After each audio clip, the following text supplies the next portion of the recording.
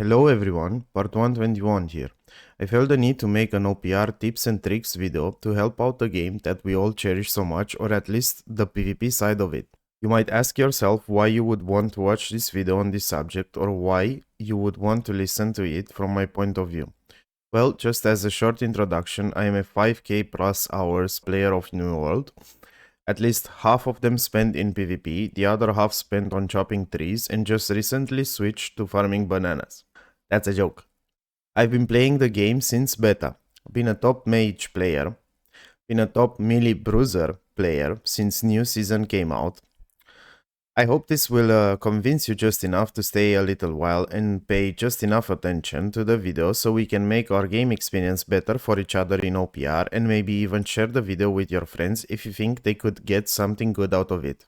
This video will mainly be more about general tips for OPR. We will try to synthesize the most important rules that a player should guide himself by while playing this game mode so that he can be the most useful for a win result for his team. First tip, don't block players.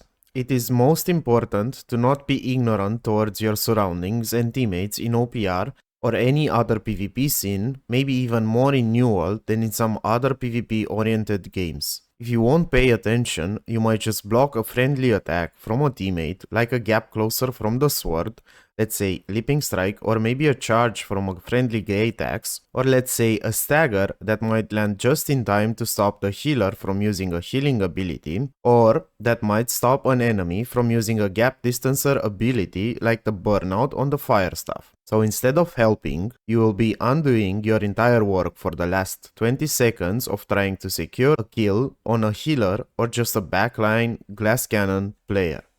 Tip number 2, timing. Especially when a friendly is chasing your target, do not just brainlessly damage your opponent, or enemy if you would like. Try to use the friendly to your advantage, if you have a friendly, of course. You might be able to use the chase from your friendly and the pressure that he is putting on your opponent to your advantage by allowing yourself to time your abilities, such as staggers, to maintain the flow of pressure and incommodation that will finalize with the enemy dying faster than just spamming the pure damage on your screen. This game in general is all about timing, as you might have noticed in PvE as well if you are not a PvP player. I encourage you to play at least one OPR only based on timing your abilities instead of at full DPS, and notice that if you time your disruption abilities such as staggers or diseases or slows, you will help secure the kill more often than just by running down an enemy while spamming your abilities. Tip number 3. Do not miss the start of an OPR. I will keep this one short, do exactly as the tip says, do not miss the start of an OPR. If you slack on your first fight during an OPR, your team might never recover and reunite as a Zerg, and so even if you are a player who could have made a difference in winning or losing, you are now left without a united and organized Zerg, so you are just going to accept your loss. No matter how good of a player you are, it is a 20 vs 20 game mode, and you will need to lead your team to victory by giving them time to organize as a Zerg and synergize with each other. Even while doing so, and giving your best since the first fight of an OPR, if you start slacking during the middle of the OPR, you might stand a good chance at losing, so do your best since the first moment until the last point needed for a victory. I can't even count the times I've played focused and concentrated until it was obvious we were winning and having a big difference in points, then suddenly started slacking and in the end lost because my team just got lost and didn't know how to fight as a team anymore. Tip number 4. Be smart, lead your team. There will be moments in which your team will instantly get discouraged after the first fight at Sun, and some of your teammates might call it out as a loss no matter what. This is an actual matter of winning or losing. Exactly the way troops used to demoralize in real wars after losing a big fight or their leader, exactly the same thing can happen for a team in OPR. You can counter this.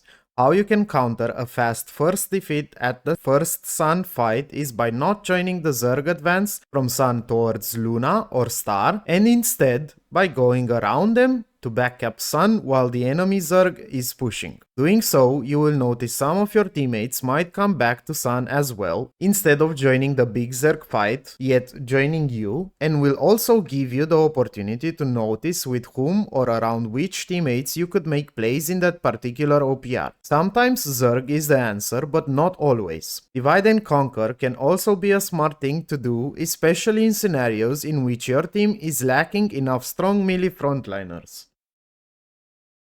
Tip number 5. How to prepare for Baron. Baron fights are the most important thing in OPR, and unless they are at the top of your priority list, you risk losing the game even if overall you are winning. I will not discuss strategies on how to steal Baron, that part seems more than obvious by now and has been done by players since the start of the game. Instead, I will focus on how and when to go for Baron while its spawn timer runs close to 0. First, you need to understand that calling out for your team to move towards Baron or bring attention to this aspect is indeed very important, as some of your teammates might get lost in the momentum of a fight and not be aware of the Baron being close to spawning. Second, it is important to not move towards Baron too early. Let's say your team is controlling Sun and you call out to move towards Baron while the timer still has 1 minute left. Well, that is wrong. It will put your team at a disadvantage because it's too soon and some of your teammates might be caught in open field without a friendly Zerg around them. Those teammates that will die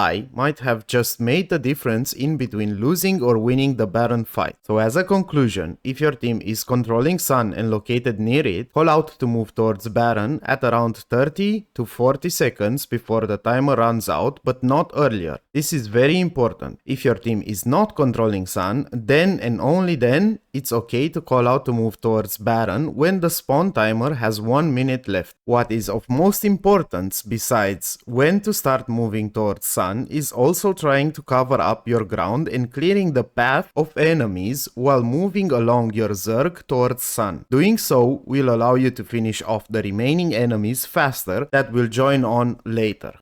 Tip number 6. Buff food from Baron. One thing that people do not put accent on in OPR is buff food. I won't say how to be a better farmer or builder in the game mode, but I will say that farmers and builders should always put more accent on their team getting their food out of storages located at each outpost in the OPR. If your farmers are not providing your team with buff food, you can always get it for free after a Baron fight that you just won. The Baron will always drop 50 Azot for each player after a winning fight, so pick that Azot up, go recapture Sun, buy your food, and buff up. The food buff, like the movement speed for a light armor range player, can be a decisive factor for him, and the food buff like the 5% damage reduction for a bruiser or a frontliner can also be a decisive factor of winning or losing. Imagine a full team taking with 5% less damage because a farmer created supplies of food for his teammates. Doesn't that sound like a better chance of winning instead of losing? Last, I would like to thank you guys for your attention and hope that you found the video worth watching and useful so we can all have a better time with better quality OPRs for our much appreciated game mode in New World called Outpost Rush. If you guys would like to see more tips and tricks for OPR or an entire video about advanced tips and tricks, please do let me know in the commentaries. Thank you once more and wish you all the best of luck in your OPRs. Part 121 out.